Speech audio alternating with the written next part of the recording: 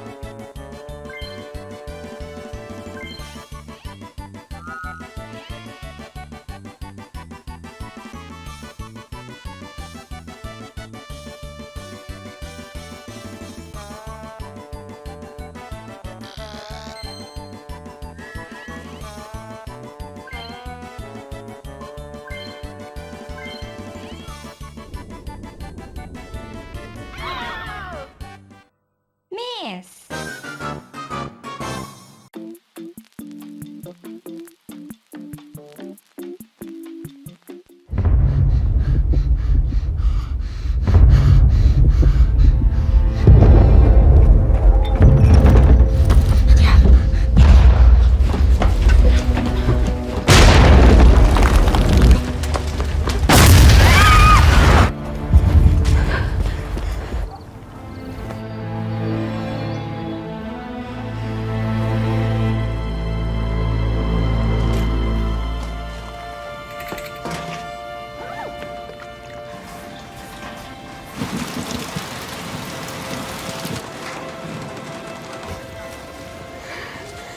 We want to register.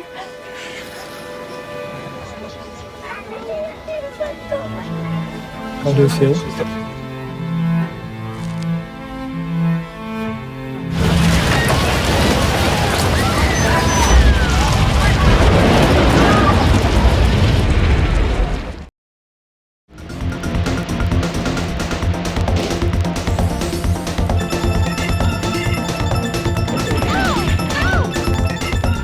Welcome back to Speed Duxathon 2025. This is day 3. This is weekend 1, and this is Mr. Ponytail bringing you Diddy Kong Racing 100%, one of my favorite games of all time. Mr. Ponytail, say hi and tell the people what's going on. How's it going? I'm Mr. Ponytail. Like Damon said, we're doing Diddy Kong Racing 100%.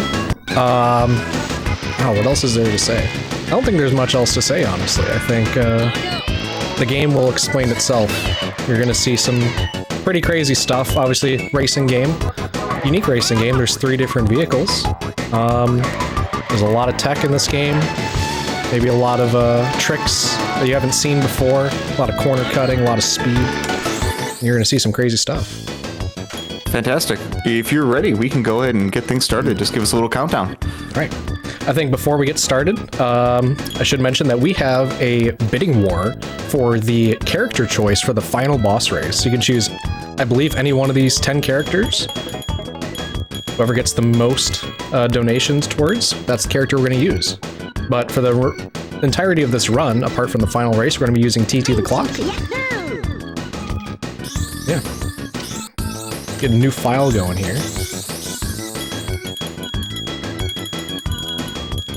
SDT.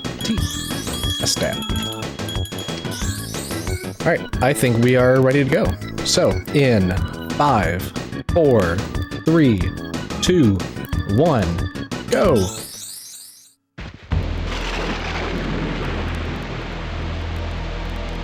So, I think the first thing to clarify for this run is that we are using an unlockable character, TT the Clock, and that might be a little bit confusing for some players that, you know, why does this count as a 100% run when we are using a character from, you know, essentially a different file? Because you don't start out the game on a clean slate with this character, but a lot of game communities that, you know, manage the whole speedrunning scene, they don't really consider New Game Plus and New Game to be separate leaderboards. They usually combine them.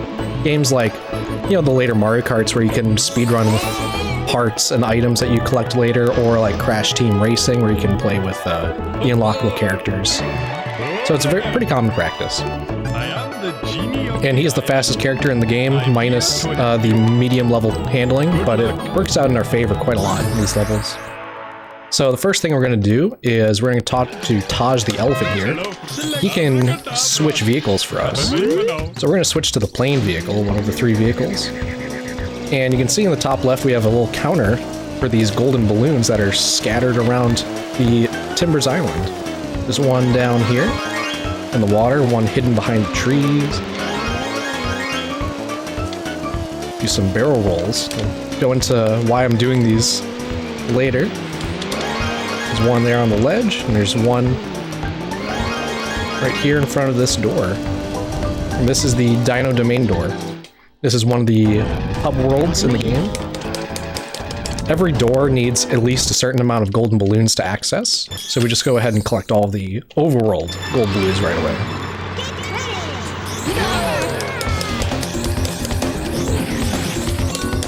So one thing that you're going to see is that there's these bananas scattered around every track. These are really important to grab. They're basically the Mario Kart coins. Every single one that we pick up increases our speed and acceleration.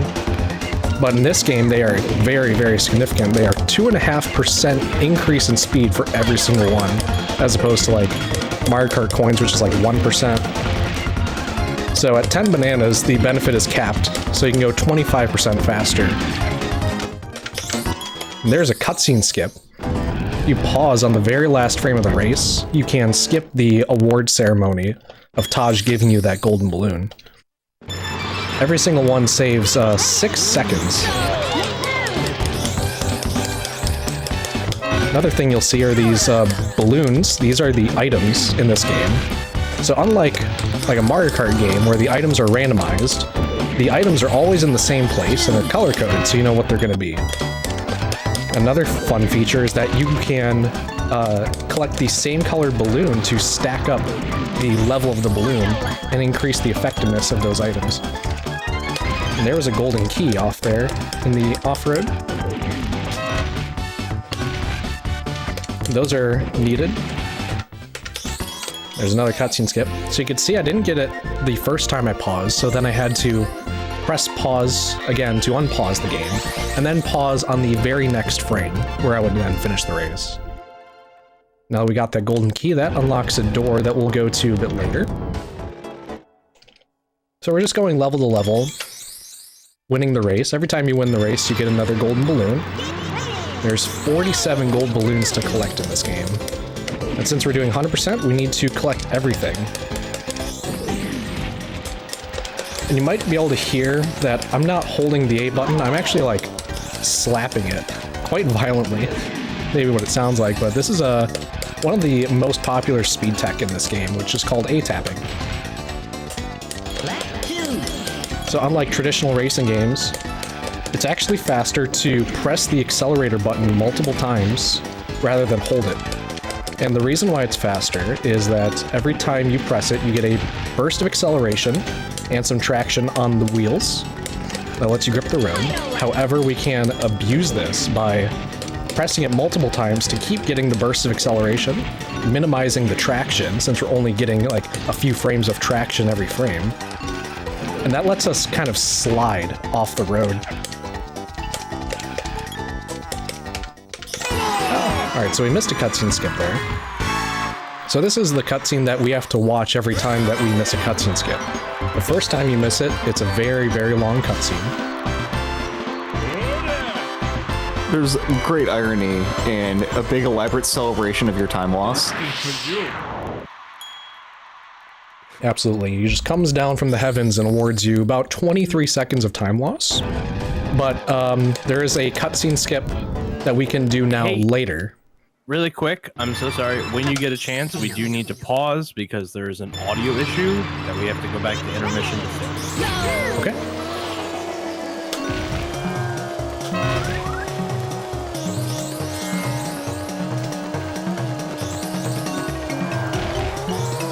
Alright, we're out of bounds. So this is a plane level.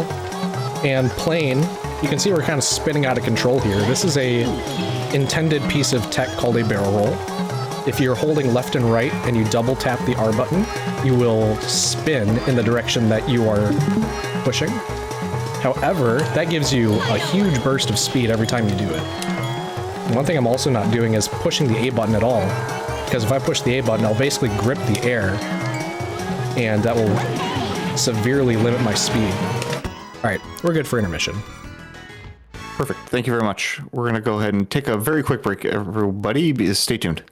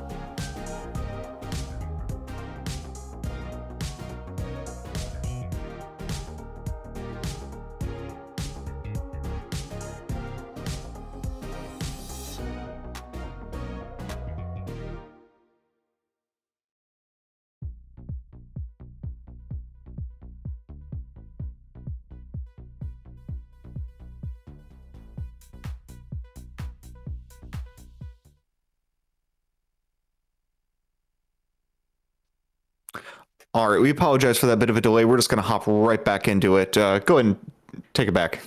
Alright, countdown will begin in 3, 2, 1, go. Alright, so we just completed the 4 levels in Dino Domain, and when you do that in any world, you will be presented with the boss race. There's a boss in every world that guards the world, essentially. We gotta beat him to progress. So this is Tricky the Triceratops. He's a pretty easy boss, but we're gonna race him fair and square here, since it's just the first race.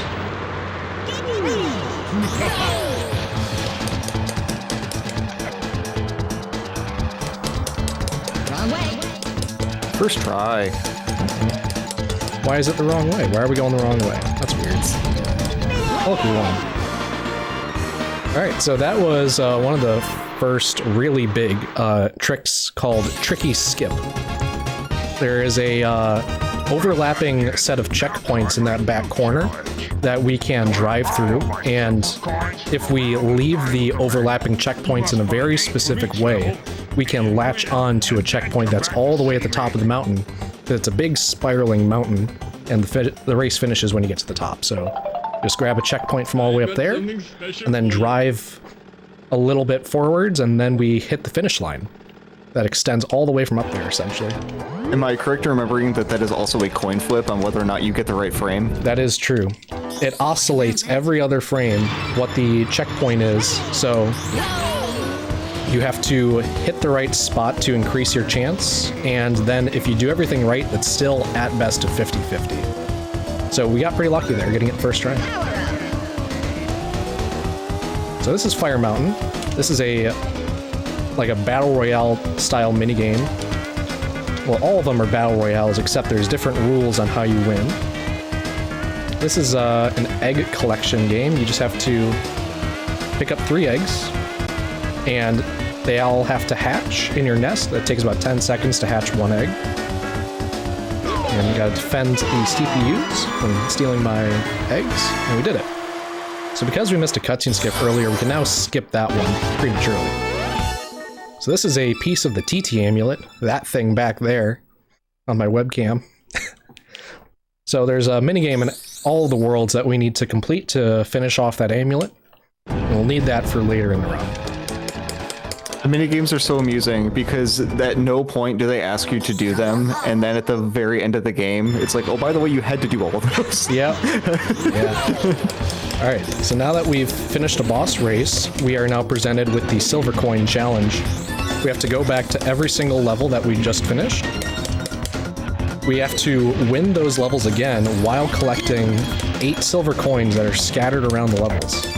They're always in the same spot, so you can route them in to optimize for time, which is what I'm trying to do. So it gets a little tricky because you want to collect blue balloons, you also want to collect bananas, but now you also have to collect silver coins.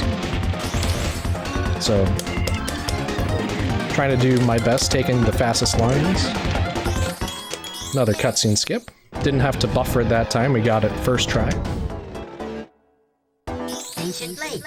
We get another golden balloon for winning these races now as well. So another piece of tech that we can talk about is, again with the A button, you'll notice that the exhaust color, when you use a boost or hit like a zipper in these boost panels, will be different depending on if you're holding A or not.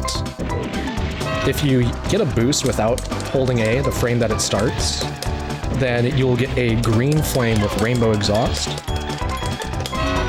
Ooh, got the double single there. That's the Blake base.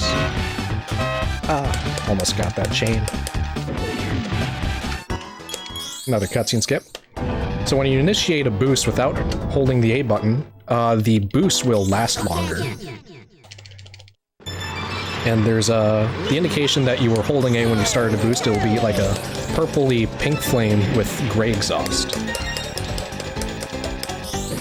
So you just get some more boost frames so you can go a bit faster for a bit longer.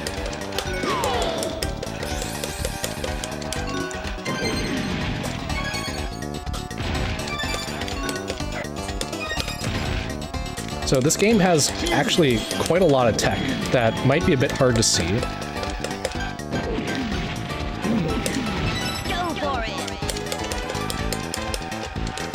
like that drift switch I did there, to zigzag myself to get both the blue balloon and to get the zipper.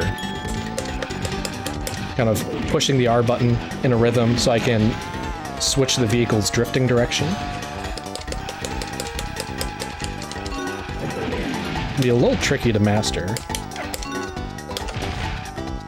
And that is the canyonless movement there. Boosting all the way through it and pretty much only setting foot in the canyon a single time, picking up that balloon and boosting right out. Name stolen from another N64 game you've probably never heard of. Alright. We have some silver coins here. You might be wondering, well, we want to go out of bounds to go fast, but we also need to be inbounds to collect all these silver coins, so am I not going to go out of bounds? Well, I will. Depending on the level, we might want to route how we pick up these silver coins. Like, I might only want to collect some of them on lap 1 inbounds, go out of bounds, then come back, pick them up on a later lap. In Hot Top Volcano's case, I'm just going to collect them all lap 1, then go out of bounds laps 2 and 3. When you first did Hot Top Volcano, I know what you meant, but it was very funny. You said, I'm out of bounds, and the next thing out of your mouth was, this is an intended piece of tech, talking about barrel rolls, but I was very amused that you're like, yeah, obviously they meant for this to happen. Which is also kind of funny, because I feel like that was one of the first things people found way back in the day, because I remember even knowing about that as a kid. Like, being able to, like, clip underneath the lava. Yep. So the reason why it works is that whenever you are in the barrel roll state, you can pass through the water object that is, the lava is really just textured water. And if you are in a barrel roll, you can't ignore the collision, and then you can go somewhere you're not supposed to. So you see that come up later in the run. Another boss race. We finish the levels and we have to rematch Trick again. That's a double first try. First try again. While you are wrapping up Tricky, I will say that we just got an anonymous $100 donation. So thank you very much. Awesome. Alright, so we just finished that race and I reset the console. The progression saves as soon as you finish the race, so I'm just skipping a long cutscene of him talking and giving me a piece of the Whizpig amulet. Now we're going to go back into the game here. Pick TT the clock again. Go back to that same file that we were just in. You can see the top left of the Whizpig statue is now colored. That's an indicator that we have collected that piece of the Whizpig amulet. And Taj has presented us with a vehicle challenge. This is a really hard race, as you can see. It's very, very difficult.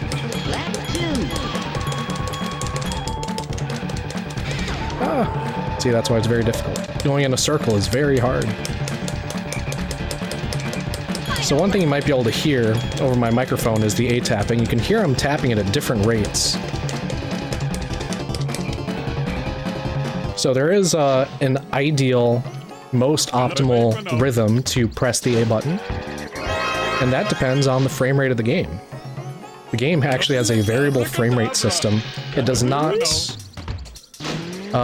smoothly transition between all of the frame rates that you can get from like a range of 1 through 30. It has preset intervals that it can pick from depending on how much stress the console's under. And there is 30 frames per second, 20 frames per second, 15 frames per second, and 12 frames per second. While you're getting started over here in Snowflake Mountain, mind if we hop in for a donation for a minute? Oh yeah, go for it. All right, we have a $75 donation from CJ's grandma and grandpa. It says, "It's the G's, so proud of you and this community and all you do. Keep it up." And I think CJ's gonna hop on for a second and say a couple things. I am. Thank you so much, Gma and Gpa down there in Florida. I hope that it is nicer there than it is here, although it is pretty nice here, I gotta say. I don't want to change weather with y'all. I appreciate that you donate every year. Really appreciate it. $75 is way too much. It's very generous. You did not have to do that, but I'm very appreciative, and I know that the kids will be as well. Again, thank you so much to the G's for their generous $75 donation. Just very happy and excited, and beginning to do this for 6 years is a real privilege. So I appreciate my family always coming to support me and the events that we do with such great runners like Mr. Ponytail. So thank you again, Gma and Gpa. Thank you very much again. Fantastic donation.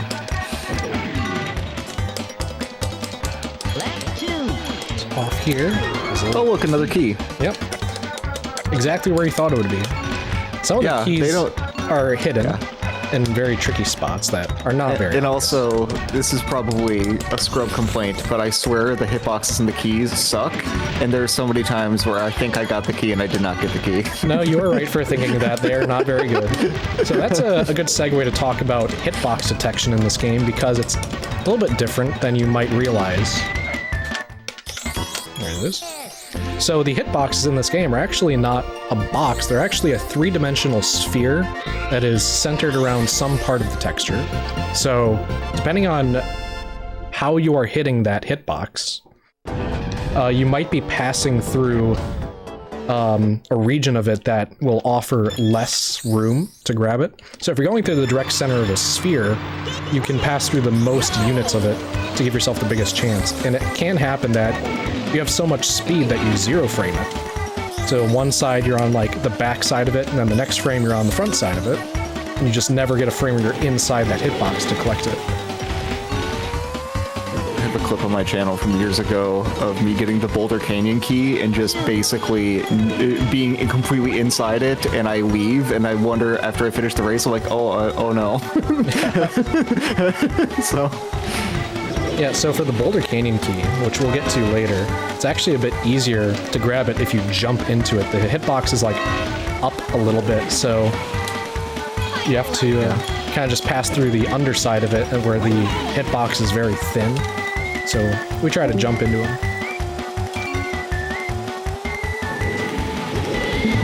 So the more precise you are, then the better your chances are of collecting an item, passing through the dead center of it.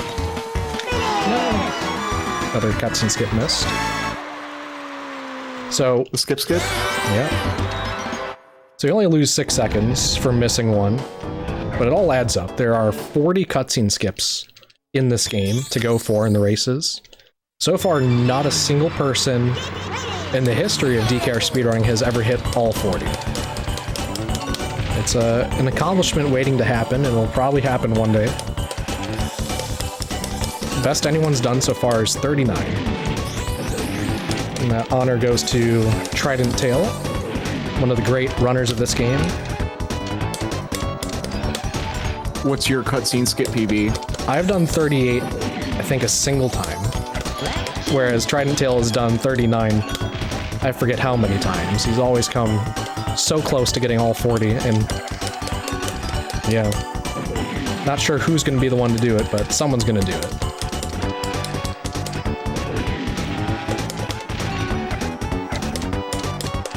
I think part of the issue with why they're so difficult in the first place, apart from it being a frame-perfect trick, the variable frame rate makes it a lot more difficult to judge when to pause, because a different frame rate means a different length of real time that each frame will take.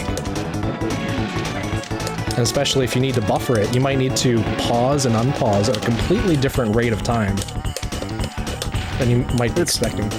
It also, surely this game doesn't have wildly variable amounts of lag, right? Surely not. Yeah, so lag strategies are actually an insanely important part of like the very top level of gameplay these days. Whereas back then, people kind of knew that sometimes you would go faster or slower and they didn't really understand why.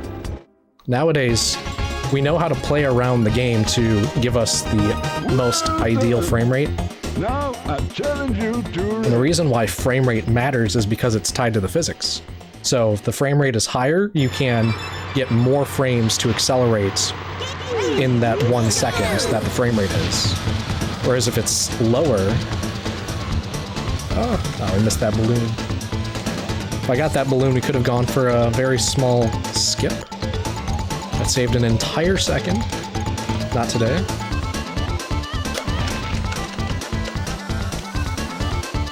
So this is Bluey the Walrus. This is another boss race.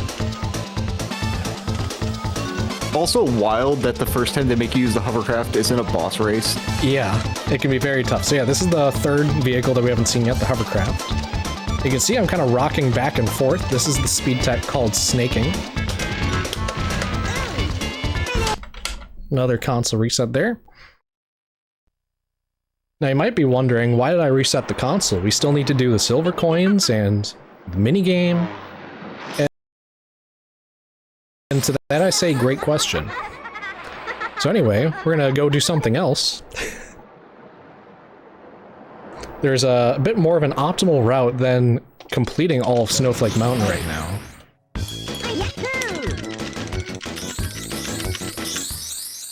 Now that we've respawned in, Taj will present another vehicle challenge. This is going to be the hover challenge. Be a good opportunity for me to explain more about hover tech. So snaking, the reason why I'm doing it is because it's faster, and the reason why it's faster is built into the hovercraft code is the fact that whenever you initiate a turn, you'll get a very slight speed boost. We believe it's put in from the developers to make it feel a bit better, but we can't abuse this by just always initiating turns by going left and right and left and right. So it's a little bit faster, it's not much faster. And just like with car, you can do A-tapping to improve your speed even further. But it's a different A-tapping than car. It can't be the exact same. Unlike in car, where you just need to press the A button for one frame, in hovercraft, you need to hold A to build up your throttle statistic, your top speed, and then you can only release A for a single frame. So it's a completely opposite style of A-tapping. And we're gonna get some levels that are all hovercraft just in a bit here, and you're gonna see that hovercraft is really just like a giant rubber band ball. So you can run into walls and it won't really affect your speed that much. Like, a bonk into a wall might only cost me half a second to 1 second. Whereas in car, it might cost me like 2 or 3, and in plane, it might cost me like 5 or 6 seconds. So now we're in Plane Sherbet bonks Island. are so sad. Plane bonks take time off of your life. They're very painful.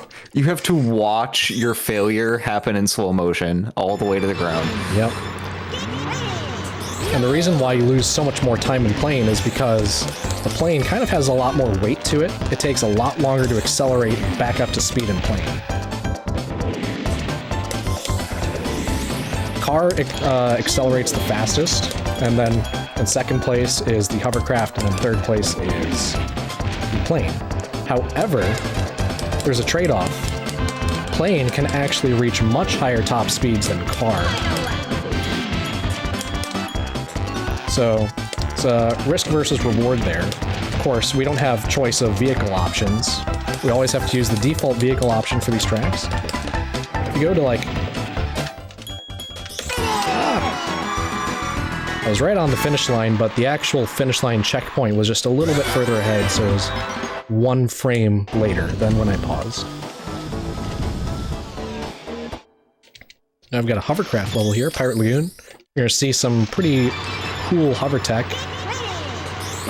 Chaining boosts together in hovercraft can be very satisfying.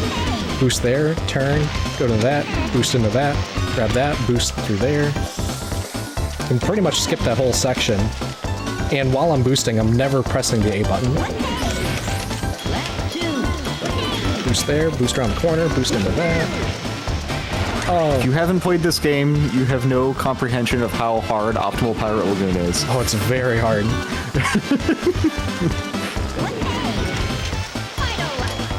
You're watching an expert at work. This is not normal behavior. So you saw a little bit before there that I went through the texture of the blue balloon, but I did not grab it, so I zero framed this because I was going way too fast. No, not a miss. So you can pretty much tack on 6 seconds to whatever my finishing time was there. every time that you miss a cutscene skip. So whatever it was, like a 46. So it basically became a 52. Pirate Lagoon. Another car level here. There's two different paths, and you have to take the left path because there's a zipper over there. Much faster. Nice pirate ship to pass through here. Gotta collect these bananas. We try our best to route in collecting bananas on lap 1, that way our later laps have higher top speeds. So we don't take very optimal lines lap 1, because laps 2 and 3, those speeds will get super, super fast. But yeah, there's the key. In that little alcove off in the water here. Naturally. I think it's placed in that way because they wanted players to experiment with re-entering levels after they beat them. Because whenever you beat a level, you can choose the non-default vehicle options. In this case, after you beat this level, you can now pick hover. So they probably wondered that, you know, if you pick hover, then you can go out in the water and explore and find the key. But because, it takes a lot longer to beat the level, come back, and then grab the key, so we just do it all in one shot. And famously, I feel like, at least when I was a kid, everyone always knew that if you pick the hover in this level, you could just drive around the boat. Yes. And so I feel like the natural inclination is, oh, well, if I could just drive around the boat, then maybe I should just go everywhere else in the water, and then you find the key. Yep. They wanted you to explore. It's a non-linear adventure game, which is something that Rare was so good at doing back in the day. You know, Banjo-Kazooie, DK64. Just kind of go wherever you want and discover what they put in the game.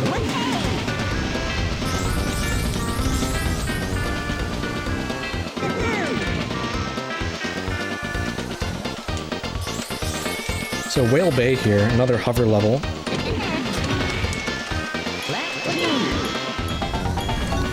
There's a nice boost chain that you can do there. You can also skip having to jump onto that whale, if I do it right. To go around.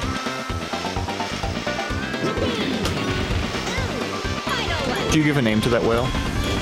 So there's that whale is called Karen, and then the whale by the start line is called Gus. Perfect. So here's Gus coming up, just ahead of us. Now he's covered by a palm tree, but he's over there. Alright, we've got the boss of Sherwood Island. This is going to be Bubbler the Octopus.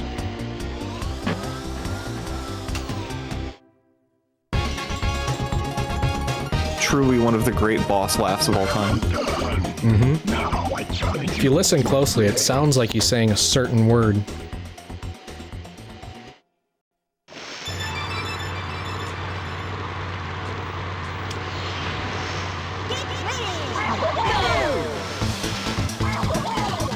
Type in what you think he's saying in chat.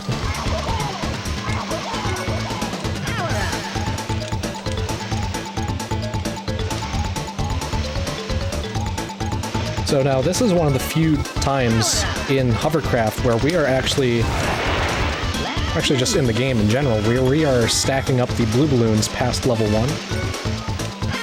And normally we don't stack up past level 1 because the boost you gain from stacking it up does not scale linearly.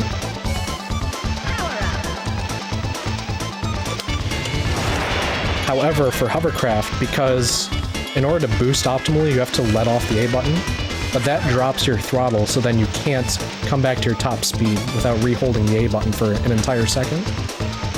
So instead of re-grabbing our speed 3 times, we just do it once by just boosting. 1 big time instead of 3 smaller times.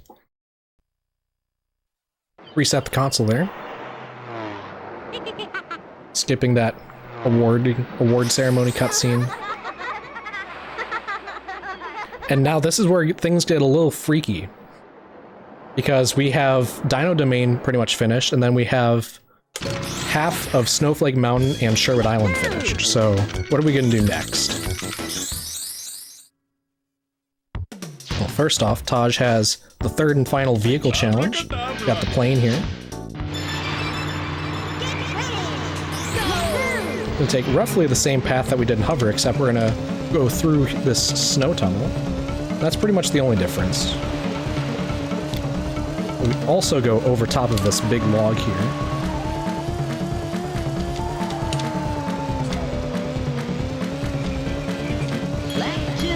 It's actually a very scary level because in all three of these vehicle challenges, there is an additional factor that plays in where you can disqualify yourself from the race if you go too far off the intended path.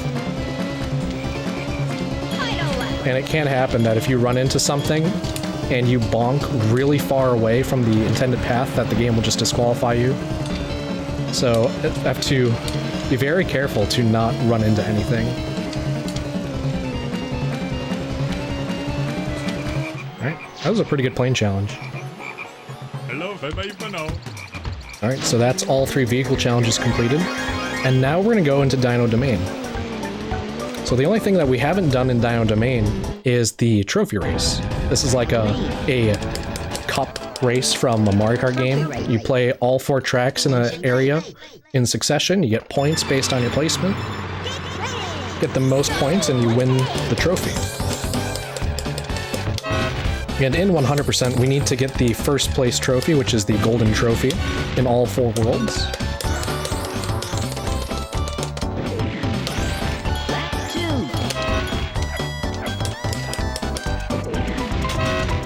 So you might be wondering, why didn't I do this earlier? Why did I have to come back to do this?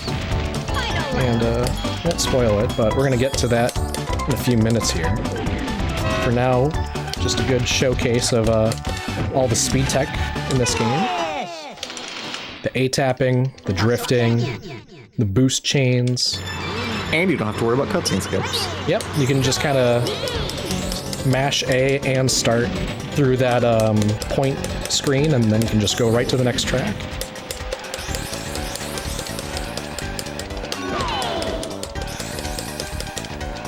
So this balloon in the canyon, boom, just flying. Never seen a car fly, well now you have.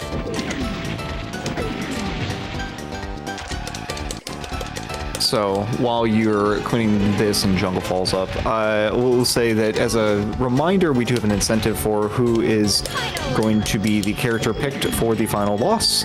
And we have 5 options for that, because that is as many as Tiltify can handle. And it is Diddy Kong, Crunch, Banjo, Conker, and Timber. So if you planned on using a good character, bad luck.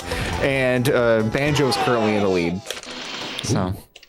So if you would like to see anyone other than Banjo, or if you really want to see Banjo, make sure you get those donations in, and we'll make sure we relay that to you. I mean, we're quite a ways out, but we'll make sure you get that information well in advance. Oh yeah. I think we still have well over an hour before that comes up. So plenty of time to get your donations in. But I will say that it actually does matter the character that we use, because they all have different stats. And if you really want me to suffer, is Crunch available? Oh yeah. Absolutely. If you want me to suffer, pick Crunch. That's all I'll say. Alright, about to finish up this trophy race. So, we went out of bounds the last few times on this track, so we're gonna go out of bounds again. Except we're gonna go over here. And now the game just faded out. And now we're in Dragon Forest, so what's going on? Why are we over here now? The game got confused. Sure did. So, for some reason, there's a loading zone underneath the finish line of Hot Top Volcano that we just touched. And right now, the game still thinks that we are on the 4th race of a trophy race. And it's pretty much like, it doesn't know what to do right now. So, we just went to Darkwater Beach here into Sherbet Island. And, you know, we need to complete this minigame at some point, so we're just going to complete it now.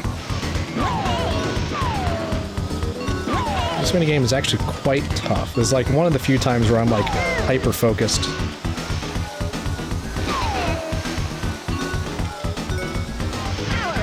Just basically picking up these single rockets to clear off these enemies one by one. Diddy is really slow. Diddy, why'd you do that? Ah. Go for a single rocket snipe here. Nice. He wasn't actually supposed to go to the red balloon, he was supposed to go to that green balloon. So there's our second piece of the TT amulet. And if you can read Japanese, then you already know that we need 2 more. This is probably a good time to mention. Or if you have, like, a good concept of what a circle looks like. Yep. Something we haven't touched on yet is that we're playing on the Japanese version. That is already coming into play right now. So now, we're gonna go back in here, but we already finished this, so why are we here?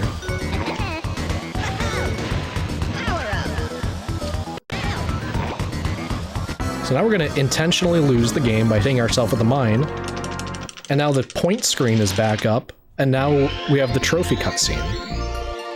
So what just happened there? And it looks like we're in Dino Domain right now. So that is a major glitch called trophy storage, where we leave the trophy race while it's still in progress. And then we can go to any world that we want and finish a single race, or in this case, lose a minigame in place of doing a race. And as long as we have the most points, it will give us the trophy for the world that we finished on and not the world that we entered from. It's a big oversight in the code of the trophy race, that the place where it awards the trophy is where you finish it, not where you start it. So by going to Sherbet Island, we will get the trophy for Sherbet Island. You say oversight, but I think that the amount of hoops you have to jump through to get to that oversight makes it pretty reasonable. Let's see if we can grab this coin. Oh. There it is. Ooh. So hit reset race there, but on that frame you already get the balloon, so it doesn't matter that I hit the wrong button there. Just lose a bit of time. It's not as bad as missing the cutscene skip, though. So these hover levels can be really tricky with the silver coins, because you lose a lot of speed whenever you have to go out of your way. So I'm trying to pick up these bananas.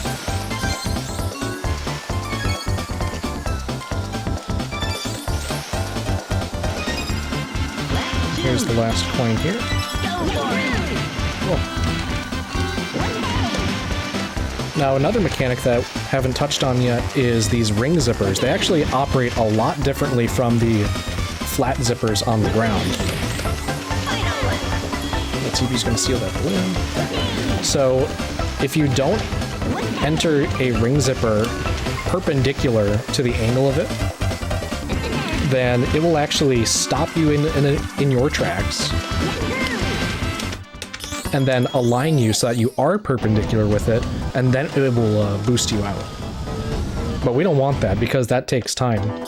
So if we hit it straight on, perpendicular, then we can boost through it on frame 1, and it will actually boost us with the speed that we entered it with. Whereas if you don't hit it dead on, it will kill all of your momentum and then give you a very low amount of speed. So there's actually quite a lot of precision involved with these ring zippers. There's a silver coin up there. There's a secret path that you can use to drop down into the ship. There's one there. The last 2 are over here. Ah. A piece of ground clipped me. Crescent Island doesn't have any blue balloons. Are there any other tracks that don't have any blue balloons? Yes. Haunted Woods is also one of the only other tracks that has no blue balloons. Not sure why they didn't put any in. It's kind of a mystery.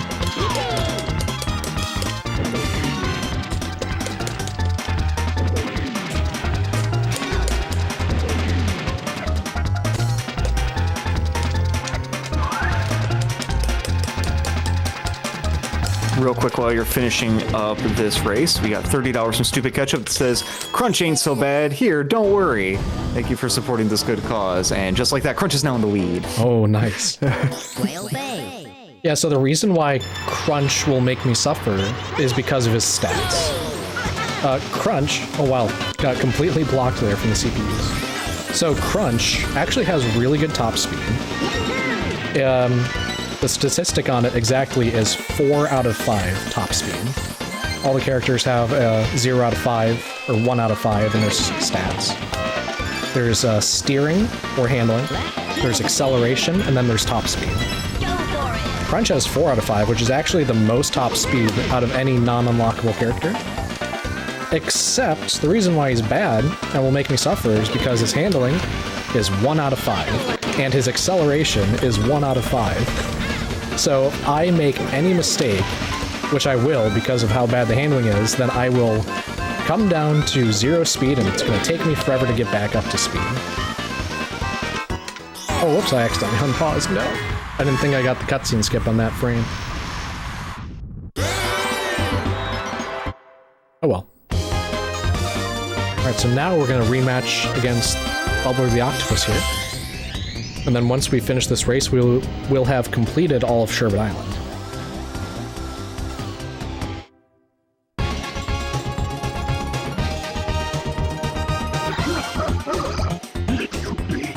Ketchup, by the way, you didn't actually submit that to the poll. I've got a mental tab, but make sure that it's all right. I know you want $30 on Crunch, so we can. But that's all right. What are the other character options? We have. Let me take a look. Diddy, Crunch, Banjo, Conker, Timber. Crunch currently in the lead. On a technicality. Yep. So from those 5 characters, if you want to be nice to me, you could either pick Timber or Banjo.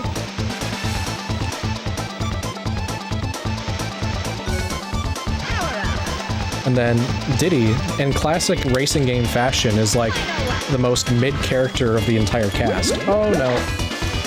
Barely touched that bubble. Like in Crash Team Racing, Crash is like a very mid-level character. Mario Kart, Mario is like a very mid-level character. I don't know why that's the case for like every racing game though. Big jump. Classic mid pro tag. I feel like every fighting game has that too. Alright, so now Sherbet Island is 100%. And you might be wondering if we're going to be doing that weird trophy storage thing again. And the answer is yes. That is going to be the fastest way for us to complete the trophy races for all of the non-Dino Domain worlds. Eventually we will need to complete the Dino Domain trophy, and when we do that, we're just going to finish the trophy race. We could trophy storage the trophy race, but it would just take longer to do that. So we switched to plane because whenever you pop out of the overworld, you will use the vehicle you were last in. So I need the plane to go where I need to go when we're doing this. And we've started another Dino Domain trophy race. Oh, spun out.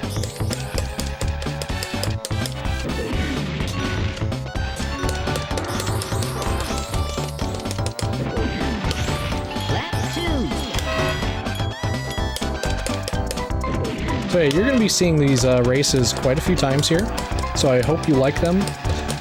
I believe in 100%, yeah. We race these 7 times in 100%.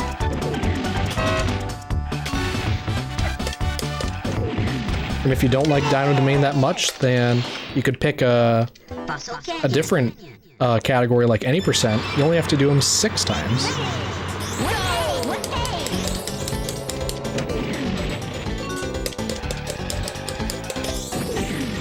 So the last Fossil Canyon that we did, we got a 54-second Fossil Canyon, which is actually really insane.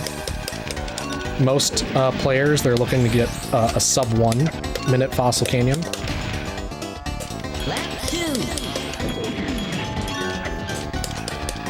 The ground collision on this track, though, is just so crazy that there's a lot of variance to your finishing time on this track.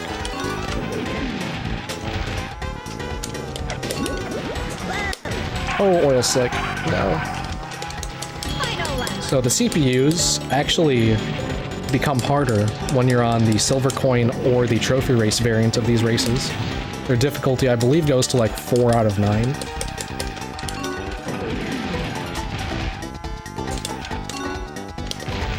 Nice. 57's also pretty good. Anything below 1 minute flat is a pretty good Fossil Canyon. However, my favorite track in the game is actually this one here, Jungle Falls. I think it has the best flow out of any track in the game. Except for when you bonk into a wall. When everything goes right, it's very, very satisfying to drive.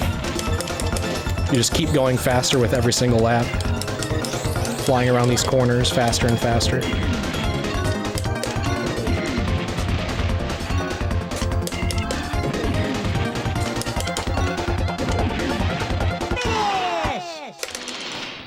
Alright, we're back here. Hot Top Volcano. And we're going to be doing this trophy storage thing with this wrong warp. And on the Japanese version, there's actually 3 different outcomes. One of them can lead to some extra time save if we get it. We did not get it there. So there's 3 outcomes. The most common one is the one we've gotten both times so far. We refer to it as Dragon Forest Car, or just Dragon Car. That has about a 75% chance of happening. The other result is spawning into the Dragon Forest lobby, but with the plane vehicle. We just call that Dragon Forest Plane, or Dragon Plane. That has a 1 in 8 chance of happening. And then the last result is spawning in the overworld on the Taj map. We just call that overworld, and that also has a 1 in 8 chance.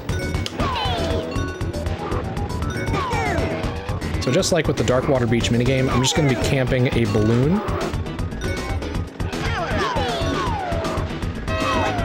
And just letting these CPUs come and get me up here on this top level.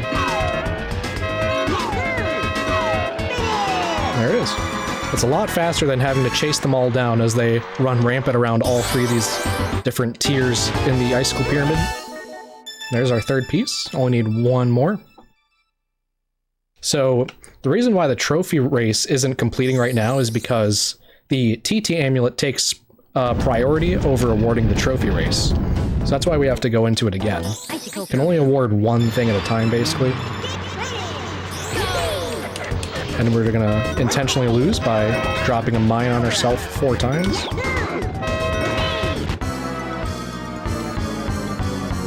And with 3 first places and a 4th place, that gives us enough points every single time to give us the gold trophy. And the cutscene for awarding the trophy is dependent on where you start it. So that's why it looks like it's in Dino Domain, but if we were to go into the little cave where the trophy case is housed, you'll see that the trophy is now there. But that would lose like a whole 2 seconds to go and look at. And we can't do that, we're speedrunning.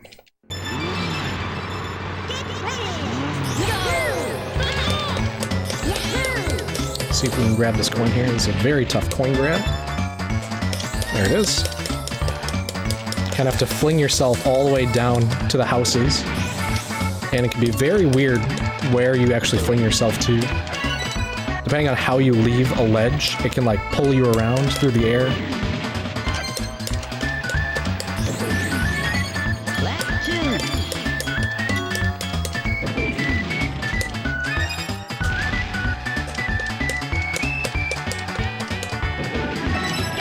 You can kind of see that on this track, the frame rate is really bad. This is one of the laggiest tracks in the game.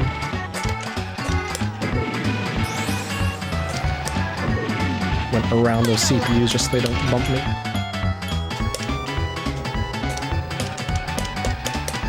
So one dimension of movement that we haven't discussed yet is that you can actually push up and down on the stick with the car, and you can actually control the pitch of the vehicle. So you can force yourself to be grounded much sooner, or stay in the air for much longer, or if your car has some left and right tilt, that will actually cause you to bend around corners when you're tilted in the air if you push up and down. And we use that to our advantage quite often in some of these levels. So some of these coins in the valley section here are really out of the way. and it'd be very, very hard for me to boost while grabbing them. So I just kind of ignore the boost and go for a better line, and then grab these coins in a very controlled manner. So I'll just ignore that one ground zipper and just go grab this coin. If I was going for like an individual level world record attempt, I would just kind of fling myself at those coins and hope for the best. But very, very difficult to do that.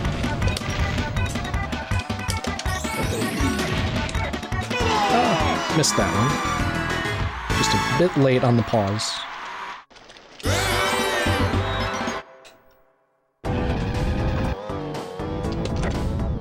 A question from chat, is Frosty Village extra laggy because it's snowing? That does play into it a little bit, but every single thing in this game builds up on the lag.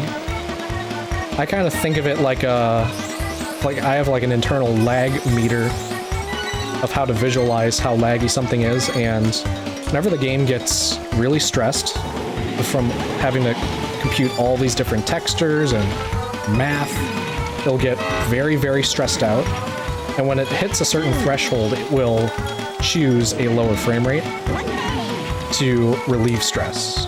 So it's a very large level. There's, you know, the snowing, the music, the objects of the houses, the racers being on screen, the balloons, and things are updating constantly. Rooms are loading and unloading as you drive around, so the lag is going all over the place, and it's just takes a big toll on the console. So to keep it from crashing, it just chooses a lower frame rate. Some tracks are pretty solid in their frame rates, but you'll see the frame rates are changing constantly. It'll be around 20 is the most common frame rate, but might shoot down to 15 or might come up to 30 frames per second. It's like right now the game is at 20, but as I drive around, it might go down to 15 for just a few frames. Like right now it's pretty laggy.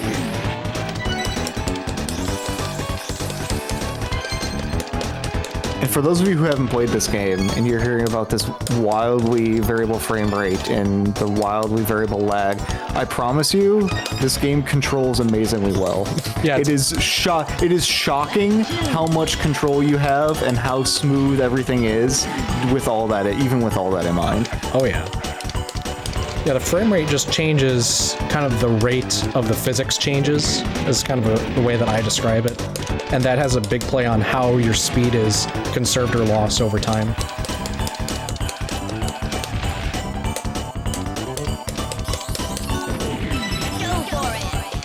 So another piece of car tech that I can talk about here is one that's pretty recent that we call air tapping. And that is that when you press A before you hit the ground, you can think of it as getting the wheels spinning. And then you can... Oh, let's go up here. You can get the car to shoot off of the landing with a bit of extra speed. So every time that I'm in the air about to land, I will press the A button before I hit the ground. That lets me go a little faster. And as you can see, we're kind of bumping around pretty frequently.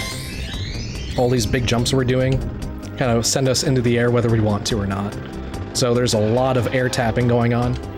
In some levels, you might have to do 10 or 15 of them every single lap, and I think they might be frame-perfect tricks. There might be a 2-frame window to do them. It's still very much like not completely fully understood. This game in general is not fully understood yet, which is kind of why I like the game so much, is because it's not optimized yet. You know, I'm running into walls constantly. I'm, you know, getting these weird physics glitches happening where I'm just getting clipped on the ground, pulled around. Like the time trial scene of this game, where you just play the tracks on your own with no balloons or CPUs. That is like being improved on every single day. World records like happening every single week. So there I wanted to be squished by those snowballs. That will shoot me forward. Again, hovercraft is a big rubber band ball. Here I'm going to go off onto this slope so I can ride the downslope and go a little faster. Bonk off the wall. That was pretty good. So in hovercraft, if you bonk with the side or back end, then it will shoot you off the wall with more speed than when you ran into it with. So wall bonks are actually a vital speed tech in hovercraft. A lot of times, we are pressing the B button as well for car, hover, and plane. You can think of the B button not as the slowdown button, but as a turning button. It'll pull you into wherever direction you're holding with a pretty minimal speed loss if you keep it down to like a 1 or 2 frame B press. So a lot of the world records in this game, we are running into walls, we are pressing the B button, and we are hardly pressing the A button. It's like very, very opposite from traditional racing games. But that's why it's so fun. This game is all about physics rather than like precision of like mastering like one speed tech. There's a lot of pieces of tech that you have to know how to use and adjust on the fly, and you have to combat the way the game is behaving constantly to get the game to do what you want to do. You can kind of do anything in this game. It won't stop you from going as fast as you want, as long as you can find a way to do it. Like, there really isn't a speed cap in this game either. Like, if I just had a line of zippers and balloons to run into, I would just keep going faster and faster, and there's nothing the game could do to stop me. It might crash, but at that point, you know, just gotta try to find a way to not crash. There are some instances with the plane when we go out of bounds where there are certain areas we can go to that can zip us across the stage with like a couple hundred units of speed. And sometimes it'll give us way too much speed, and then it'll send us somewhere out of bounds and it'll crash the game. So we try to avoid those, for obvious reasons.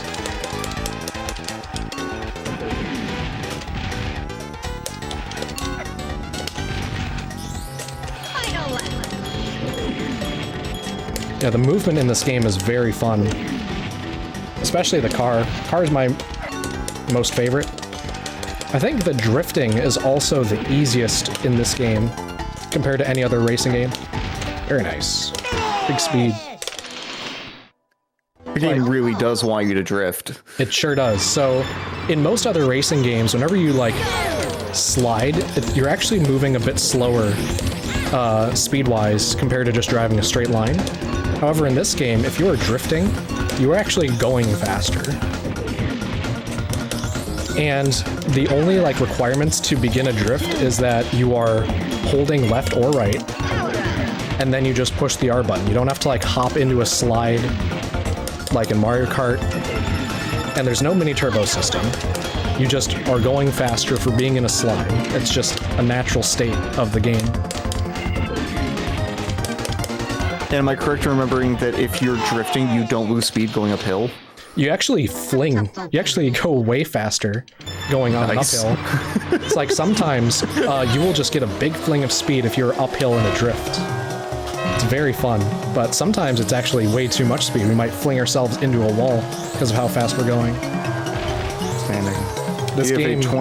Oh, sorry, go ahead. So real quick, while you're doing some Hot Dip Volcano out of bounds, we've got a $21.31 donation from CJ. It says, "Stop making the change 69 cents. Sincerely, management." I think that sounds like a challenge, but that's just me. Thank you, CJ. You can't control the internet.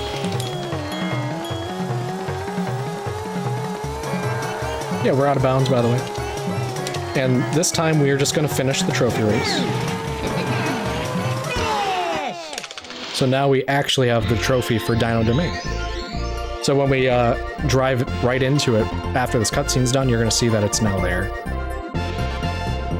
And the reason we're doing this now is because if I do a trophy storage for Dragon Forest, I have to drive all the way back to Dino Domain, and that movement through the overworld costs time, so it's much faster to do it now, because finishing the Dino Domain trophy now will put me right back into Dino Domain, so I can just start another trophy race. So the reason we do it like that is because of a routing issue. On top of going really fast, we also have to consider the time it takes to move around the overworld to grab everything.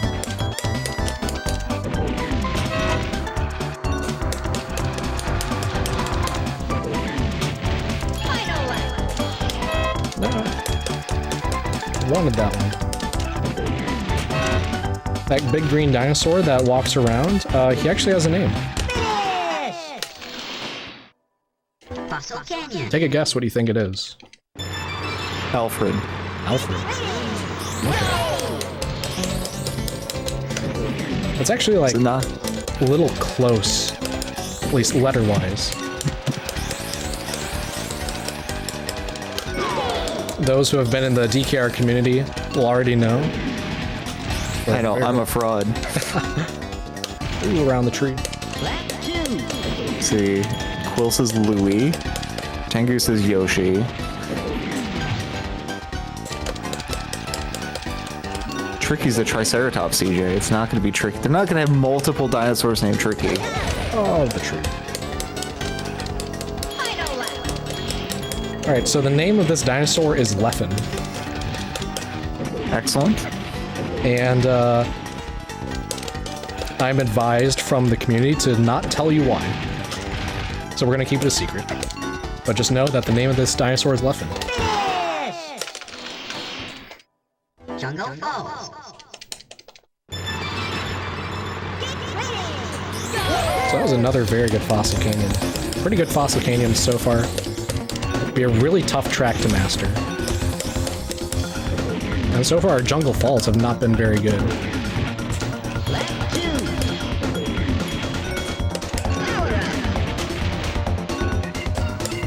I think another piece of speed tech that I haven't talked about yet either. There's a lot of speed tech in this game. We're doing dozens of speed tech constantly every level. Blue balloons. I'm waiting until I land before I use them, because boosting in the air actually gives you negative speed for some reason. So we wait until we've grounded ourselves, and I try to use it on the first possible frame.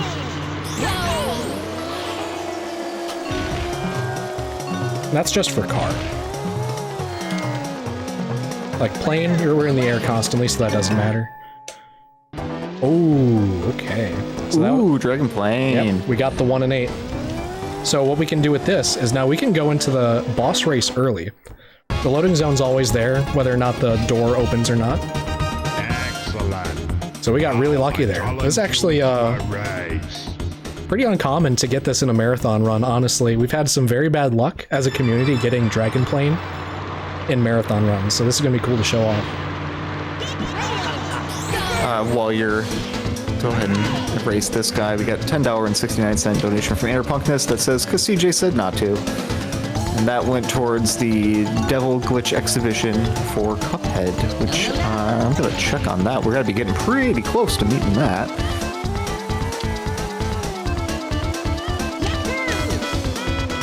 So yeah, we're out of bounds. We have indeed met it. We will be seeing... Oh, no, we have not. We're just shy. We got $162 out of 200 to see the Devil Glitch exhibition. So get those donations in. Really excited to see that. And we're also 130 out of $300 to see the Mario Kart 8 Deluxe Baby Park Hellscape. I don't even want to know what that is. I was not in the meeting for that one, but I imagine it's going to be a lot of Baby Park. Right. Okay, we just finished Smokey the Dragon, and we did an out of bounds to get much faster time. The race is pretty difficult inbounds, actually. It takes about a minute and 20 seconds, and we just got it in like 51 seconds, so it's a 30-second time save. Is there a plane race that there isn't an out of bounds for? Yes. Everfrost Peak in the Snow World does not have an out of bounds yet. We have no known way of going out of bounds. Haunted Woods. So, we just did the Smokey the Boss race, and now we're gonna go into Haunted Woods. We still have the trophy race to complete, and the reason that we did the Smokey the Dragon boss race first is because that is going to now open up a potential time save. It's not a guaranteed time save. I still have to do some stuff to get it. It involves the cutscene skips, so I'll try and show that off later, but for now we're doing Haunted Woods. That 90-degree blind turn is really tough to nail 3 for 3. This transition between the zippers is really tough too. Now watch out for items here. It's a track that becomes very hard when you're going fast. Yes. Oh, ran into crunch there. I don't know if you've noticed, everyone in the crowd, it's a little bumpy. Very bumpy. Alright, that's Haunted Woods done, and we have the Dragon Force trophy. So now we still have the tracks to complete. We haven't done pretty much anything in Dragon Force, but we now have the boss finished the first time and the trophy. So I'm going to go into Boulder Canyon first. It's not the closest door, but this is another routing thing. The tracks I'm going to go to is Boulder Canyon and then Haunted Woods. So this is a hover track. Very cool hover track. Probably the best designed hover track. However, the name is very interesting. In the Japanese translation, it's called River Palace, which is a much more accurate description of this level from Boulder Canyon. Considering that it has no boulders and there is no canyon? Yes. I don't know why they called it this. River Palace is the most fitting name. There's a river and you go through a palace. Yeah. While we're cleaning this one up, question from chat. Favorite track song in this game? There's the key.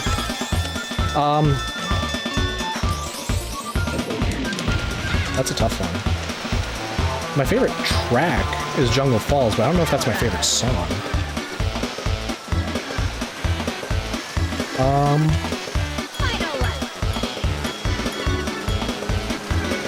They're all so good.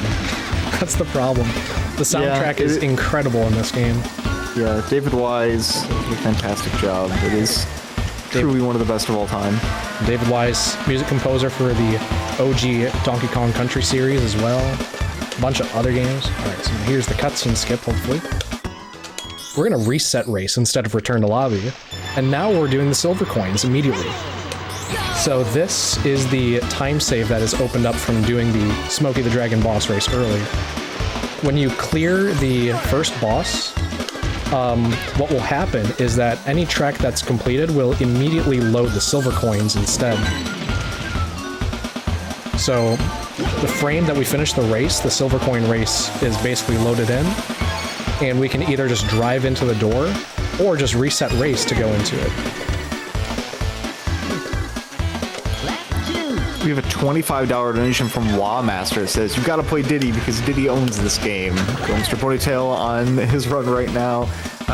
Wisco Meat Champion playing best racing game. Yes. How's it going, Wa?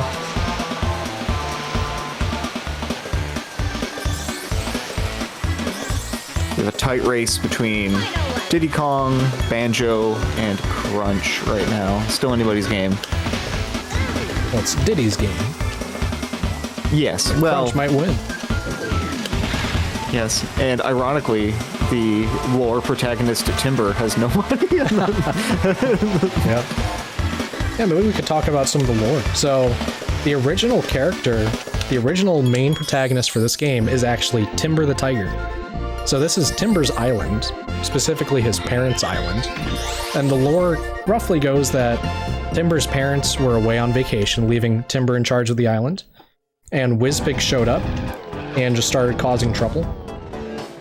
And in order to beat him, Timber sent out a distress call to all of his buddies, you know, Diddy and the whole crew. And they came to figure out who would be the one to take on Wizpig. And they all determined that Drumstick was actually the champion of the group to take on Wizpig, but Drumstick ended up failing, and that's why he got turned into a chicken. Not chicken, a frog. He's actually a rooster, not a chicken, by the way. He got turned into a frog by Wizpig after losing, and the story pretty much picks up right where that leaves off, where we have to figure out the next champion of the group to take on Wizpig. Yeah, the rescuing of Drumstick by running him over with a car is a little unconventional, I'll say. Yeah, I don't think that's how I would rescue my friend if they got turned into a frog. No.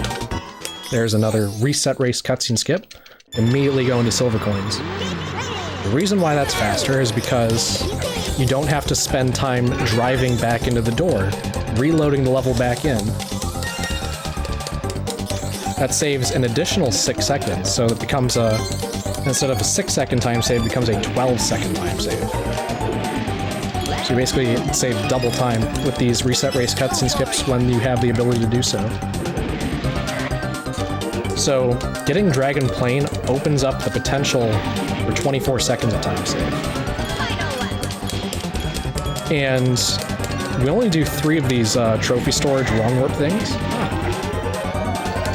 You have 3 chances of a 1 in 8, which means maybe about 1 in 3 runs we'll see it.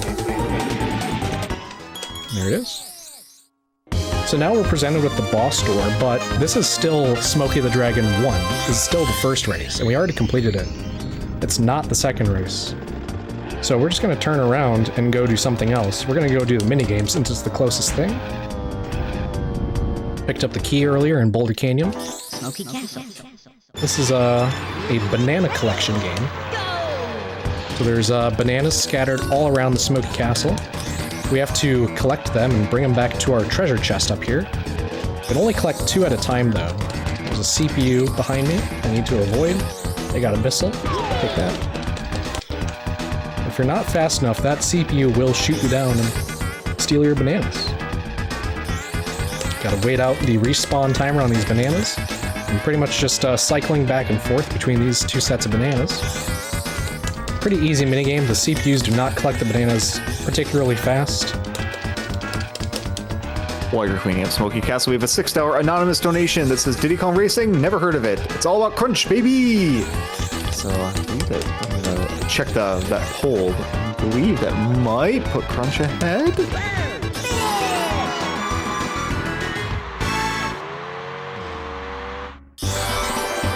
And there's the TT amulet. That thing right there. There it is.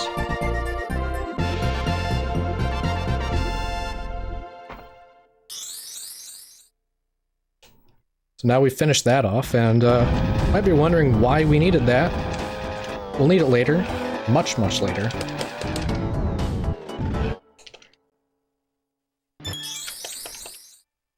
Alright, we have Windmill Plains. It's actually one of the tougher tracks in the run, for the speed run. Ooh. Need some bananas here. We are also only $7 away from the Cuphead Glitch Exhibition. Very nice. If anyone wants to put us over the edge for that, $7 away. So, Also, your favorite racer for the finale. Alright, we're out of bounds.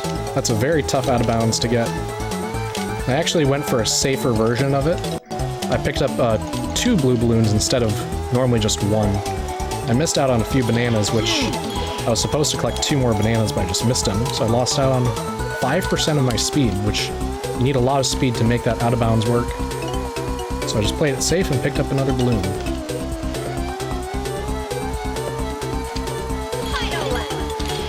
So the pathing of out of bounds in plane is very interesting. You can kind of think of key checkpoints being the main system that we're following here, like in Mario Kart Wii. Oh, whoops. Went out of bounds way too early. I have to touch certain parts of the track to convince the game that I'm making progress. So I'm basically just flying in a triangle pattern.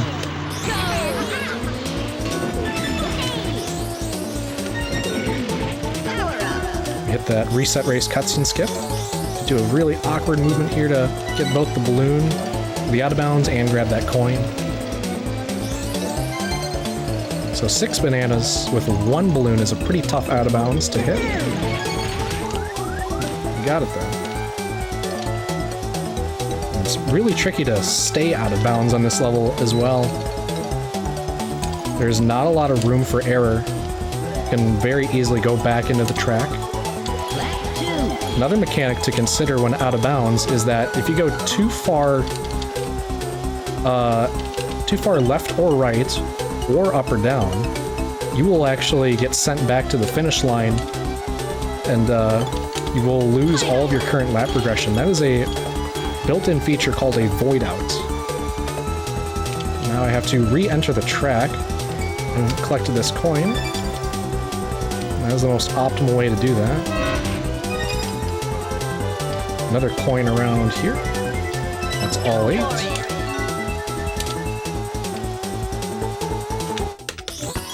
There we go. We are done with Windmill Plains, and that is a very stressful part of the speedrun. It was a spectacular job with Windmill Plains out of bounds. Thank you.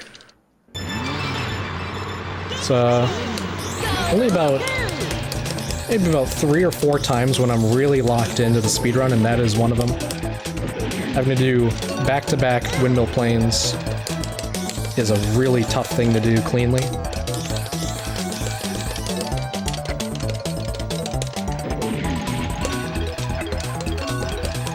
From here, we're in Greenwood Village. There's actually a really interesting car track. There's a lot of turns, and it can be very tricky to navigate while not losing your speed. You actually have to cut off your speed quite a lot of times to make these turns, like this zigzag here. And this sharp turn to the finish. And this sharp turn. And this zigzag through this tunnel.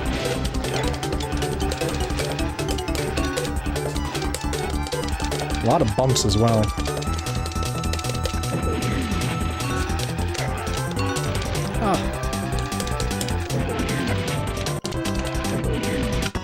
There we go. We hit all 4 resets in Dragon Forest. So we got all 24 seconds of the time save. That's awesome.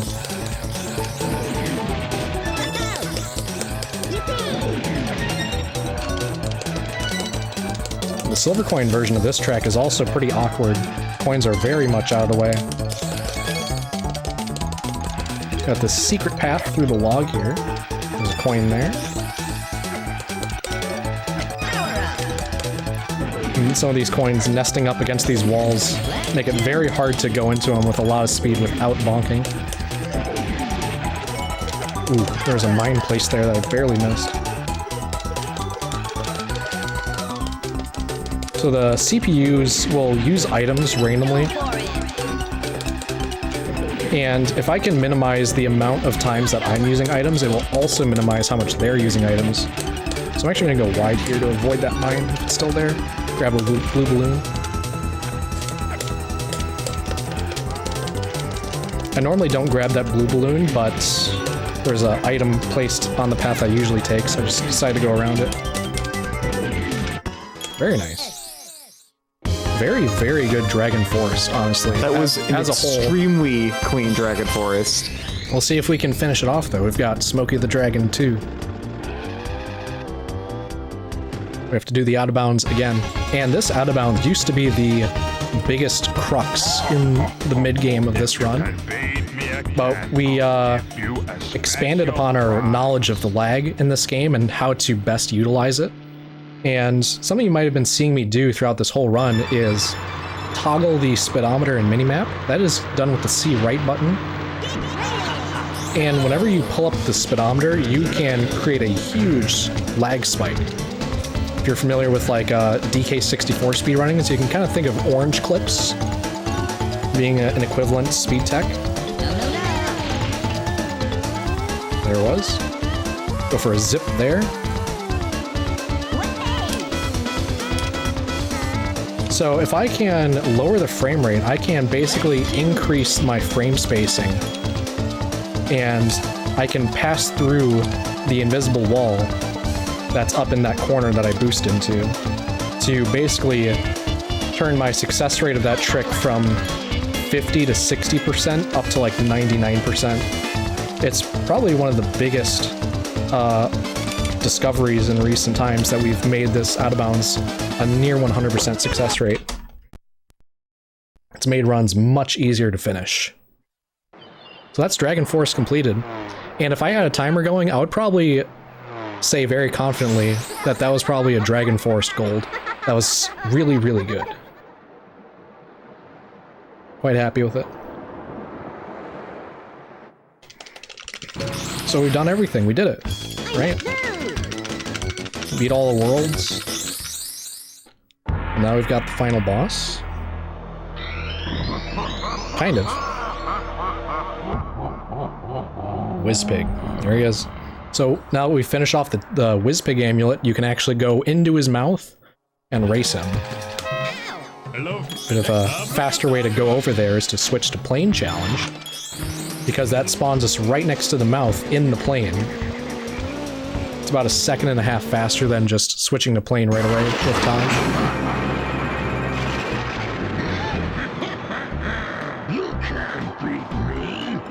Oh, he said I couldn't beat him. I guess that's it, guys. There's nothing I can do. I can't beat him. He wouldn't lie, would he? He wouldn't lie and cheat. No, definitely not. This is one of the hardest races in the game, honestly. It is a very, very laggy course. Probably the laggiest course in the game. Got the music, got the water, got the rain texture. You got the entire WizPig model that's running around.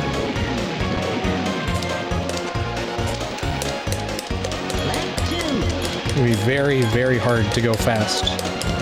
And whenever you lose speed, you will suffer for a very long time. If you run into the wall, or in the water, or miss a zipper.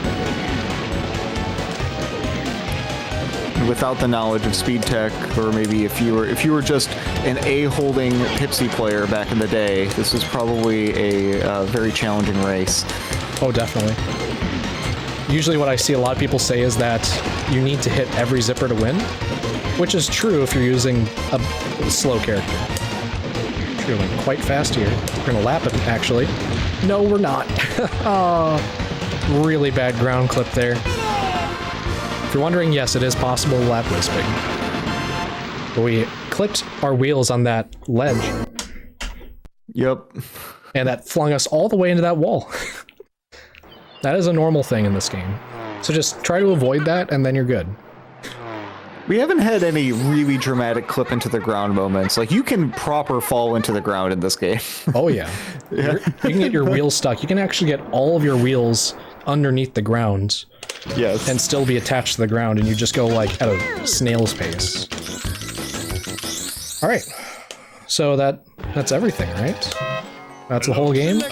Beat all 4 worlds, and we beat the final boss, right? That's everything? Why is the timer still going? What? I thought we beat everything. Someone explain. You have to drive into the sign, of course. Mm-hmm. So for those that never got this far as a kid, there's actually a 5th world that we have to complete for 100% completion. And please type in chat Cat Jam now.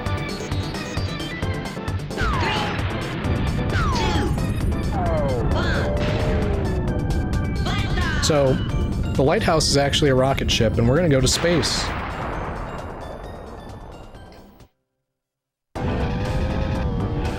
We're now in Future Funland, the secret 5th world. Got 4 tracks that you may have never seen before. I remember hearing some of the people that started speedrunning this game actually had no idea that this world existed. That's crazy. So, big fan. So like they start learning some of the tracks and they see all these, oh, why am I up here? I've never been up here. Why am I up here? You're supposed to take the lower path in plane. There's a zipper down there. And 3 bananas. $3.01 from Wawmaster. Ponytail gotta play as Diddy. That might bring Diddy into the lead and double check.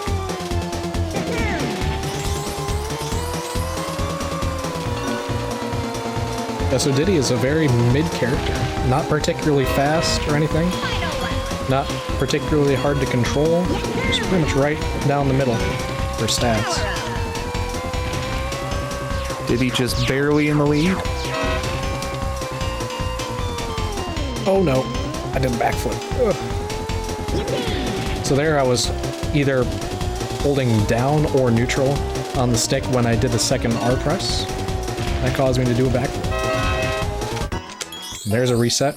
So just like in Dragon Forest, because there's no boss to race in between the silver coins, the silver coin race is immediately loaded when you finish the race. So we can just go right into it and save the time of having to drive into that race. Ugh.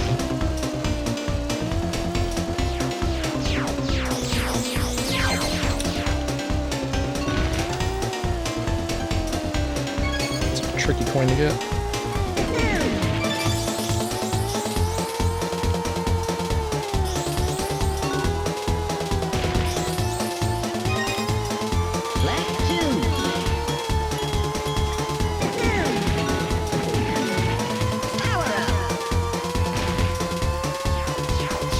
If I had time to donate, I would probably pick Timber. But it seems like everyone's forgotten about Timber. It seems this is the Crunch and Diddy show.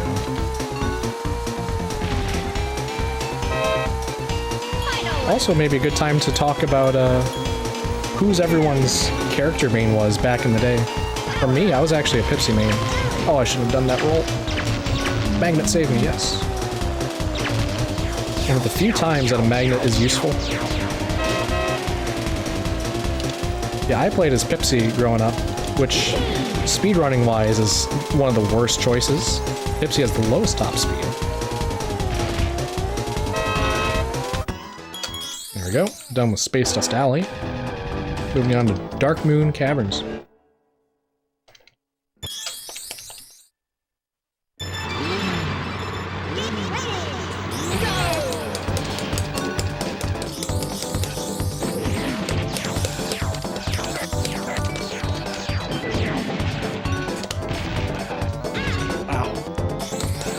These craters extend out way further than you think they do. The hitboxes are quite large. I ran into it.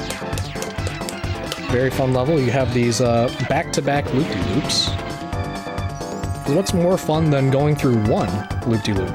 It's going through a second loop-de-loop. It's twice as much loop-de-loop action than Walrus Cove. And because I'm colorblind, I don't really agree with what other people think that the first loop's color is. I think it's a blue loop.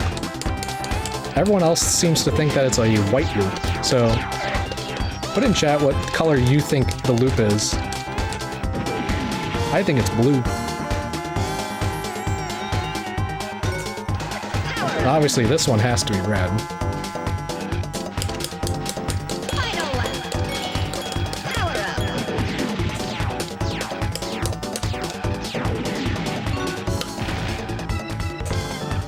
There we go. Good jump.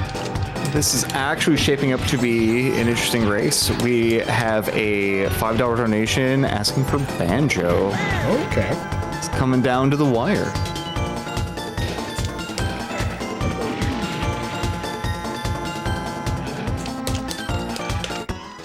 There you go, got that reset. Immediately start the silver coin race.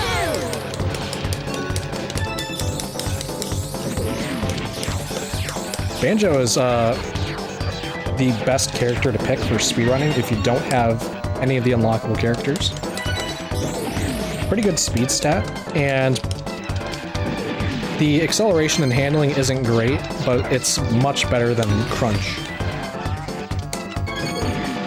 Crunch actually has a little bit more top speed than Banjo, but Banjo is much easier to play with. There's some lines that you actually can't take with Crunch because of how bad the handling is. So if we have to play Crunch, I will have a lot of fun for the final boss. If you're wondering, the final boss is a race against Whizpig once again. Except we'll be in the plane vehicle, and he's going to be in a rocket.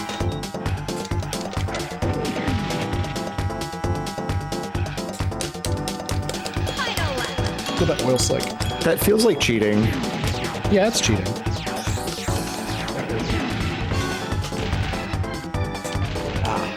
Almost had it.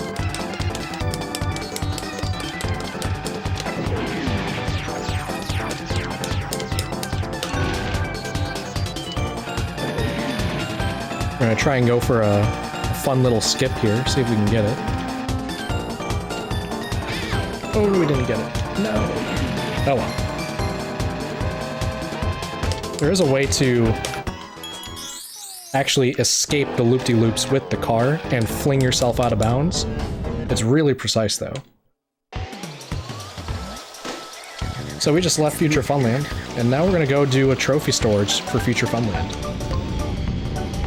$3 more from Wallmaster. Go Diddy, go! It's like Diddy's back in the lead. Trophy race. Ancient Lake.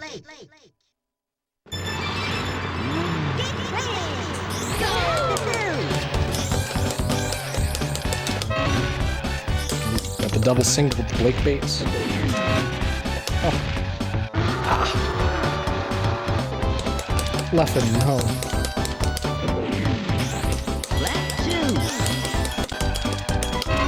Oh, we got it again. Try it a second. There we go.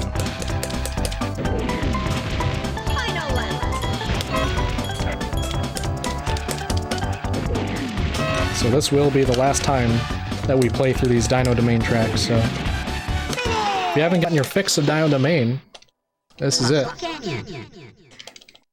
I do think Ancient Lake is a fantastic, like, intro track Oh yeah. for a game. Actually make it interesting. Yes, it's more or less an oval, but it's an interesting oval. What's even more interesting is that it shares like the exact same layout as Luigi Raceway and Mario Kart 64. That's very cool. And the time trial of the track in Cars actually one of the most boring because there's no jumps. There's only 2 zippers. Whereas a lot of other tracks, way more zippers, a lot of different places to jump and conserve your speed, but very deceptive track in its difficulty. There is a lot of time that can be saved when you master the car tech.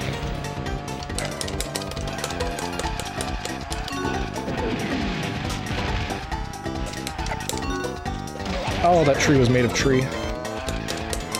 Trees are 90% air, and we hit the 10% that was made out of the tree. Jungle Falls.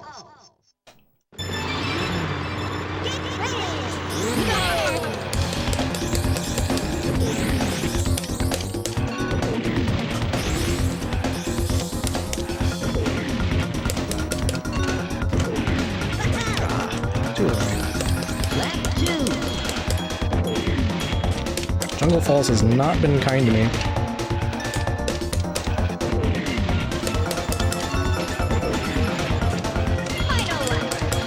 I remember starting out learning the speedrun, Jungle Falls was easily my strongest track. But now all of a sudden it's Fossil Canyon, which is actually like one of the hardest tracks. Hot Top Volcano.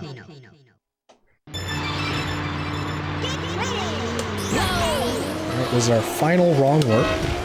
And the result that we want for this wrong warp is the overworld, which is a 1 in 8. Let's see if we get it. Did not get it. So only 1 good wrong warp this run, which is still fine. A lot of runs will never see a good wrong warp. I'm just gonna go back to the lighthouse. Just a loading zone there, in place of the lighthouse. We're going to Spaceport Alpha. If you've been doing your homework, this is a plane track. And you should know what happens in plane tracks. Maybe this is the best time to talk about version differences between the games? Oh yeah. So, the wrong warp has version differences. And this track has a major version difference. Where this little pillar up on the wall misses a polygon, and you can just fly out. So this is a version exclusive glitch, version exclusive out of bounds. Ooh, 1-2. So I'm just kind of flying in a triangle now, out of bounds. There's a key checkpoint in the top left of the minimap. I'm using the minimap a lot of times to assist me in navigating when I can't see anything. There's 1 key checkpoint here in the bottom right of the minimap, and then I just have to go to the bottom left and go to the finish line. And that is Future Funland Trophy completed. But we still need to get the balloon from the track and the silver coin balloon. So, optimally, we're going to be playing this track 3 times in a row. Right back into it.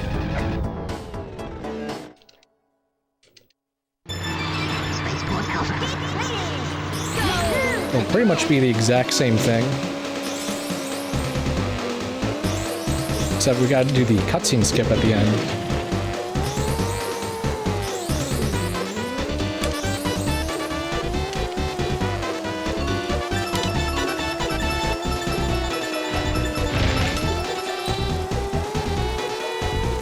It's actually a fairly easy out of bounds. It might look a little tricky, but we're using that blue balloon after we bonk into the wall above the opening to boost us through the opening, that we get all the way out of bounds. You can also do it without a blue balloon, but it's just much faster to do it with one. So, in order to get this cutscene skip, we're going to go back inbounds just by the finish line and use that texture on the ground to line it up. There it is.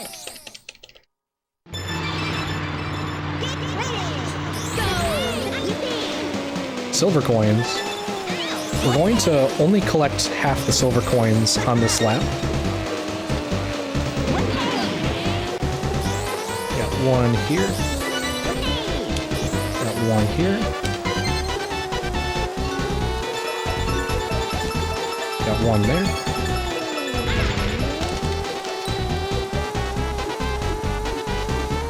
Now we're out of bounds.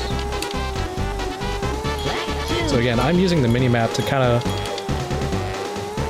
determine where I'm going. I can see which way my cursor is pointed on the mini-map. I just know I gotta go to these specific spots to grab the checkpoints. And now we have to go back in bounds to grab this coins. Ooh, I hit that. The lasers here in this laser room can be pretty devastating. They hit you. Losing out on all that speed.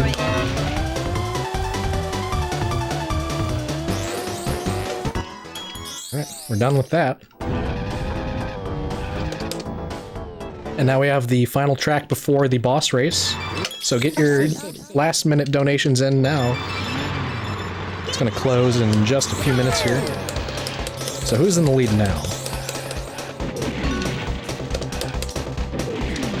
Looks like Diddy Kong has a very small lead.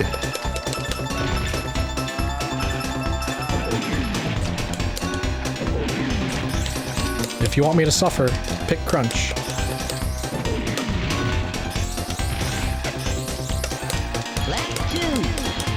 So Star City is the track where the developers went, what if we made a track out of just 90-degree turns? And that's what this track is.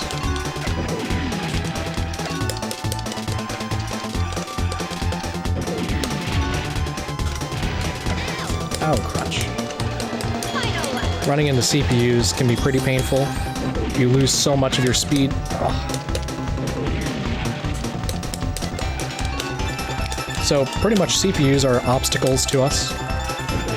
They're really never, ever a concern whether or not they race faster than us, because there's no rubber banding in this game. Fun fact. There we go. 8 for 8 on the resets in this run. That is awesome. Alright, this is the last track before we do the character choice. Got about a minute left to get your donations in.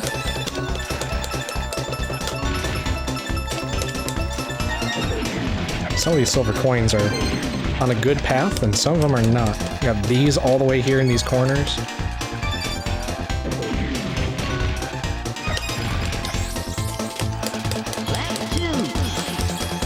Get these bananas so I can get up to 10. Get this coin without falling off the bridge. And that's all 8. Just gotta get to the finish now. And then final boss time. Got some items placed up here. Mine there. Barely missed it.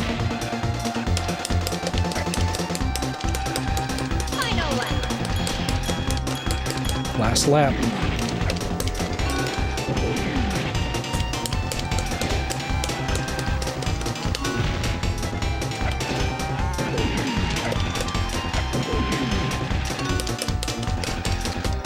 And as soon as we cross, the incentive is over. no! We're actually gonna reset the console there. Alright. Who is the final boss character choice? Let's take a quick look.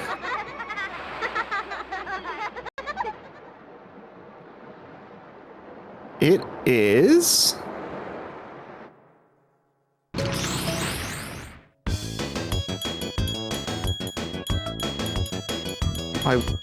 I wish Tiltify didn't suck, I'll be honest with you. Oh no. Who's it gonna be? It is... Banjo? Looks like... No, that's... No, it should be... That didn't come through. The last $3 donation should have put Diddy in the lead. Let me double check that.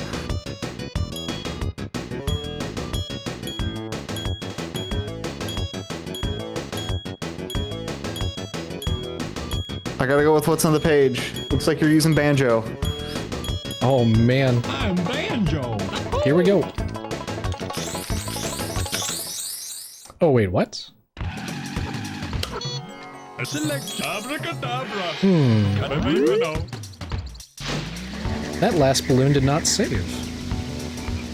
That's awkward. Oh no, that's... Looks like we're doing Star City coins with Banjo, and then... That's not supposed to happen. Future Funland. Guess you learn something new every day. Star City. I guess you can't reset the console until the cutscene is finished. Get some rare, non-unlockable gameplay here. Some bonus Banjo footage. Oh, Crunch had the extra money. Oh, that's true. Well, forgot about that. I guess we're not doing the boss race right now, so Yeah. we still have time to switch. That's true. We had the Just so we can confirm the true character just so we choice. can confirm. True character choice will be Crunch, because that was the one that got... you could change your vote to Banjo, you love him? Okay, we're sticking with Banjo. That's alright. Stupid Ketchup gives the thumbs up to let it rock with Banjo. Sounds good. Alrighty. Banjo is cool. I agree.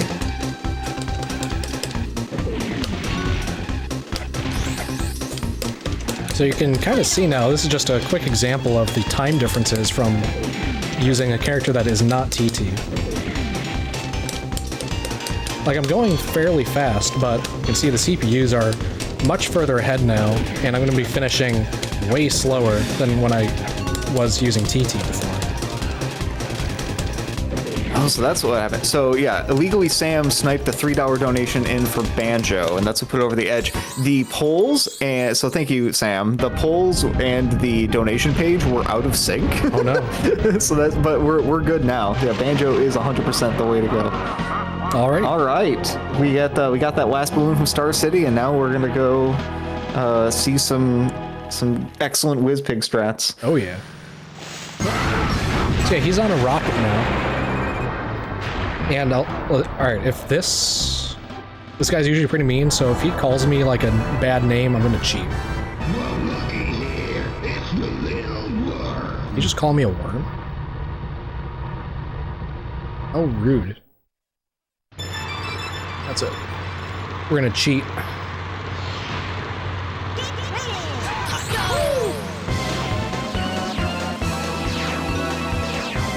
So using Banjo instead of TT, it's going to be a little bit harder to turn and to get this thing to work. But we got it. Excellent work. Nice. So now we just have to stay out of bounds. It can be a little tricky. There's not much room between the void out of hitting the bottom of the stage and the room you have in between that and this actual track. You also have to hit these key checkpoints. There's one behind that big WizPig head. There's one all the way down here, the bottom left.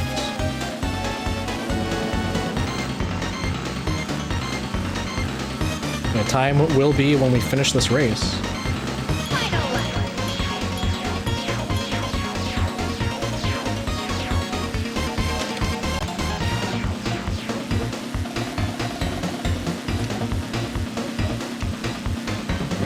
Time's coming up as soon as we cross the finish line. 3, 2, 1, and time. Outstanding work. Thank you so much, Mr. Ponytail, for an absolutely fantastic run. We'll be able to get you your exact time. I say exact with 1,000 asterisks because, we had to stop for an audio issue and we had to go pick Banjo and then you had to use Banjo. But, I think that the actual gameplay, everyone will agree, was absolutely outstanding. That Dragon Forest in particular, I think, was exquisite. Yeah. So thank you so much for your wonderful run. I think if we get cut off like 2 minutes from that routing error of Star City Balloon not actually saving, then see what the time is, minus 2 minutes. Yes, with all sorts of all the caveats in place. Yeah. But thank you very much. Go ahead and give any shout outs that you want. We got a shout out going for you in chat, so please follow Mr. Ponytail on Twitch. But what else you got for us? Yeah. Big shout out to the DKR community. If you're interested in checking out what DKR speedrunning is all about, you can go to the dkrspeedrun.com page. There'll be a link to the Discord so you can join the community. You can also go to dkr64.com. That's our time trial website. You can view all the time trial records that we have there. There's a lot of things that you can do in this game. There's 132 different time trial categories to submit to. And then you have all the different balloon races, all the boss racing. There's all the RTA stuff that you can do, but particular shout-outs, big shout-outs to Leah, our current time trial champion. She's awesome. Sweener, Tarzan, Joey, Nordic, Giz, Morks, Obio, Trident, Dowler Ben, Samek. There's so many people. It's a very tight-knit community. Even though this is one of the most popular games on the system, I still feel like the community has always been a little small. So we'd love to have people come and check out the game and learn what this game is all about. I think it's one of the best racing games out there in terms of the speedrun. I'd love to have people come and learn the game, hang out in our voice chats. We're usually in the voice chats of our community almost every day, just hanging out, playing the game, grinding, doing whatever, having a good time with it. So yeah, I think that's about it for me. Outstanding. Well, we are going to go ahead and send you to a little bit of a break, and we'll be back in a little bit with the rest of the event. Thank you again so much.